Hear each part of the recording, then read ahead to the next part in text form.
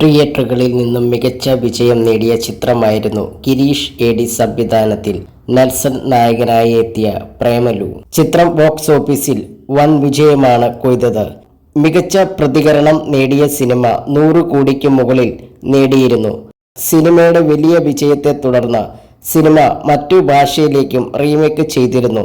സിനിമയുടെ തെലുങ്ക് വേർഷനും മികച്ച വിജയമായിരുന്നു നേടിയത്. ഇപ്പോഴിതാ പ്രേമലു ഹിന്ദി റീമേക്കിന്റെ ഔദ്യോഗിക പ്രഖ്യാപനത്തിനു മുന്നേ ഏറിലായിരിക്കുകയാണ് സിനിമയും അണിയറ പ്രവർത്തകരും.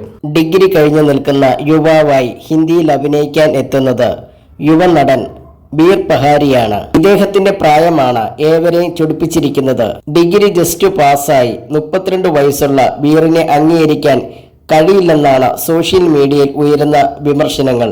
അമൽ ഡേവിഡായി വരുൺ ധവാനെ കാസ്റ്റ് ചെയ്യൂ എന്ന് പരിഹാസ രൂപേണയുള്ള കമന്റ് ഇടുന്നവരും ഏറെയുണ്ട്.